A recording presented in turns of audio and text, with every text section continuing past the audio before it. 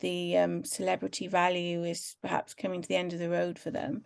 And I'm kind of in agreement with Geoff, actually. I'm a bit bored of talking about this story now. I think, let's focus on other things, and perhaps we'll be seeing another Netflix documentary in time for Christmas or next year very soon. Well, I don't know that I have particular opinions about the royal family, and I think the contradictory nature of this particular couple, who are craving a sense of privacy and then appear to dominate the headlines all the time, we are now contributing to that. I think, again, as someone who was an English teacher, you read things partly for the content, but in this case, Hadley Freeman's article is a beautiful piece of pretty scathing writing. Her final paragraph, the great irony of Meghan's life is that, against all odds, she found her way to the royals, the perfect pedestal for a narcissist.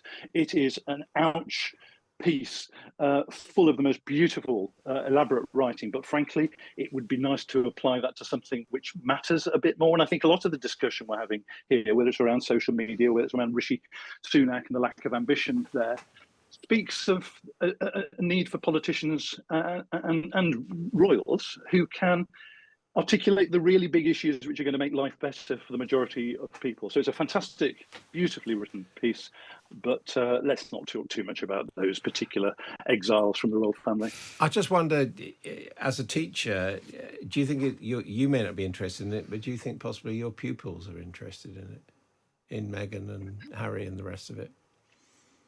I mean, I see that it's one of the best-selling books, isn't it? His book, Spare. I don't think we will walk around playgrounds during the week ahead and hear young people talking about Meghan and Harry in reality. I think it's a legitimate area for discussion in certain lessons to look at where the royal family comes from, how democracy works, all of those things. Really, really important.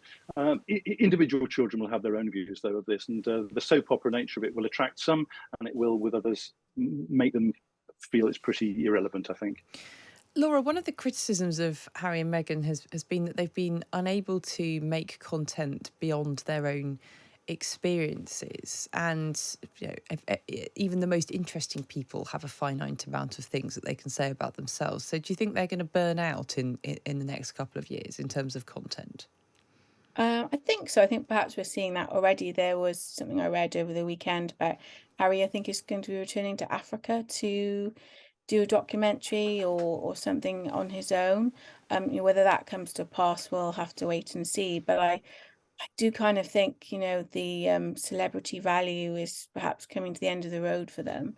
And I'm kind of in agreement with Geoff, actually. I'm a bit bored of talking about this story now. I think, let's focus on other things, and perhaps we'll be seeing another Netflix documentary in time for Christmas or next year very soon.